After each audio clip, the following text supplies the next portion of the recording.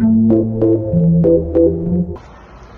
everyone, welcome back to Tech Time Machine, the podcast where we look at the tech we take for granted and ask, how did we ever live without this? I'm your host, Kadafi. Okay. And I'm Nathan. Today we are diving deep into two things that you are probably using right this second, or at least you used them 5 minutes ago. We're talking about the internet and email. Oh, absolutely. I mean, Nathan, what the first thing you do when you wake up? Honestly, I check my phone, I scroll through my emails, check the news basically, and I instantly connect to the global grid. Exactly, we are so hooked, but today we are going to look back at how these two giants were born, how they evolved, and how they completely rewired human society. So grab your coffee and let's rewind the clock. Okay, for the segment one is the birth of the internet, from ARPANET to the web. That's a beautiful terms, and Davi, the internet is actually much older than the 90s and 90s. Right, you are.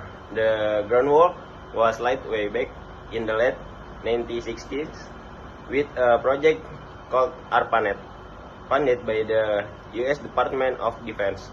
Back then, the internet wasn't for watching cat videos, it was just for computers at different universities trying to talk to each other. And the fun fact, the very first message ever sent was supposed to be the word login. But the system crashed after they typed the letters L and O. So the first internet message was literally just LO. Logs classic tech issue right from day one. But fast forward to 1989, a British scientist named Sir Tim Berners-Lee invented the World Wide Web, and it's important to separate two. The internet is the massive network of connected computers, but the web is the system that lets us navigate pages and links. That's a crucial distinction. The web made the internet friendly for regular people by the late 90s and early 2000s.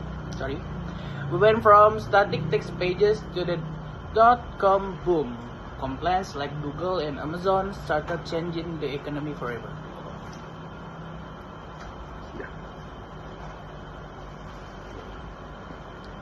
And look at us now in 2026. We have the Internet of Things, IoT. Your fridge can talk to your phone, your watch tracks your heart rate to the cloud. We do not just use the internet anymore, we live in it. Okay, we just opened to segment 2, email, the ultimate killer app. And now I'm speaking. While the web was evolving, there was another tool that actually came before the World Wide Web and drove early internet adoption. And the ultimate killer app, or email. Yes, electronic mail. The guy who started it all was Ray Tomlinson in 1971.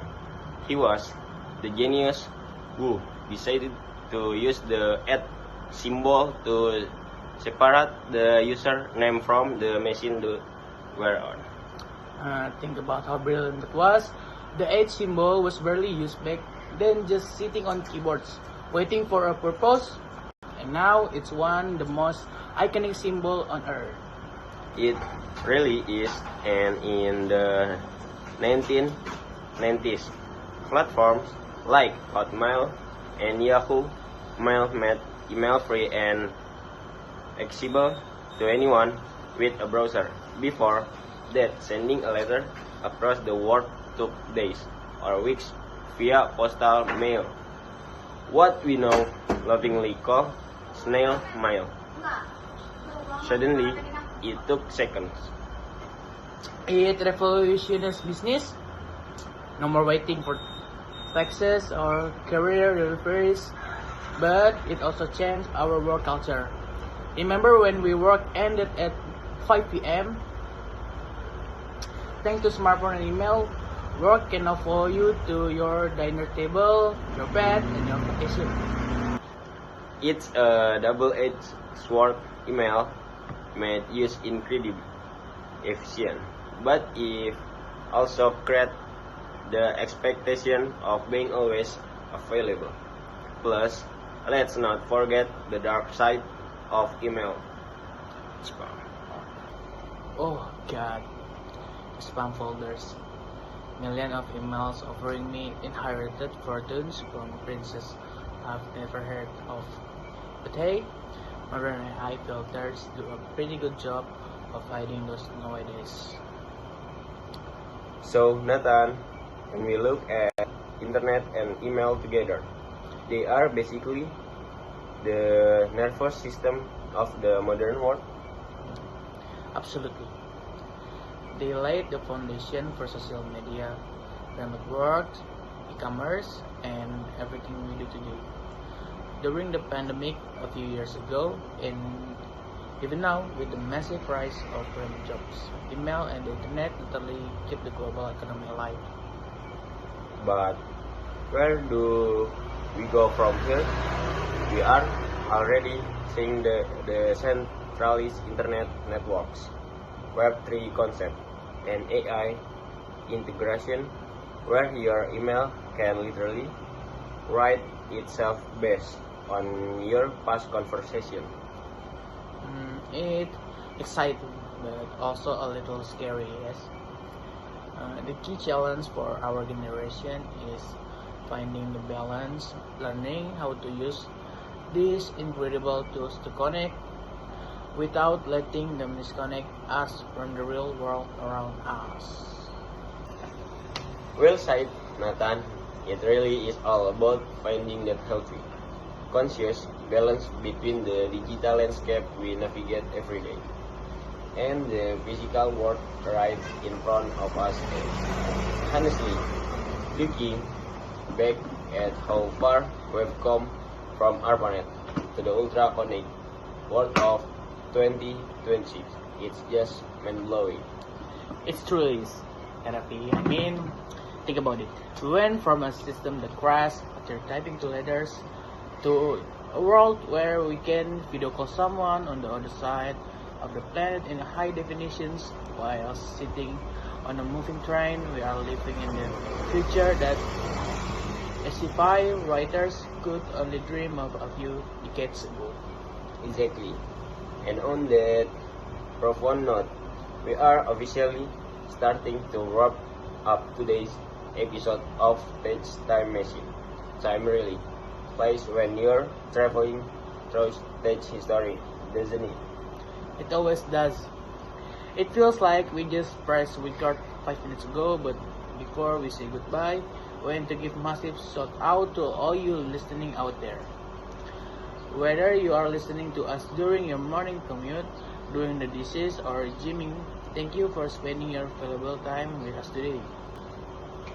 Yes, thank you so much, guys. If you enjoyed today trip down memory lane, please make sure to hit that follow or subscribe button on Spotify, Apple Podcasts, YouTube, or wherever you get your daily audio fix. And if you have an extra 30 seconds to spare, please leave us a 5-star review and a quick comment. It really helps the algorithm push our show to other tech history enthusiasts just like you. No, ironic as it might be after our conversation today about the dark side of email and digital burnout. We genuinely want you to send us an email or at least drop a comment on our community page. For you guys today, and we want you to be completely honest. We want to know what was your very first most cringeworthy embracing email address from back in the day. Come on, don't be shy, and we all had one. Oh man, I'm sweating just thinking about mine. Mine was really embracing. Taylor, it involved a terrible combination of a cartoon character, a rock band I don't even listen to anymore, and way too many random numbers and underscore. I Gwendy thought it made me look like the coolest, most mysterious kid on the block. Oh, I can imagine that. Don't worry, Duffy. I won't force you to say the exact address out loud on air. Let's protect your professional dignity just for today. My first one wasn't much better either. Let's just say it involved a lot of sparkles and glitter in the username.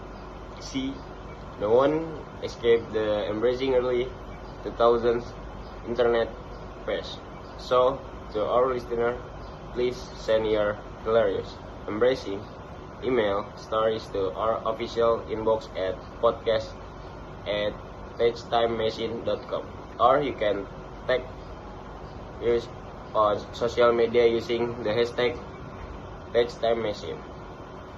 Okay, please do. We are actually planning a special bonus episode soon, and we might just read some of your funniest responses live on the air. So definitely send us in. Also, let us know what next topic we shall cover next. Do you want us to dive into the history of early gaming consoles, the rise and fall of Nokia, or maybe the evolution of social media platforms? We read every single piece of feedback you send. Okay, we will do. Well, I guess that's everything for today's episode. Thank you once again for hanging out with us. And remember to stay connected, stay curious, but most importantly, don't forget to unpack a fairy once in a while and enjoy the real world. Until next time, I'm Kadafi. And I'm Nathan. Bye everyone. Bye guys.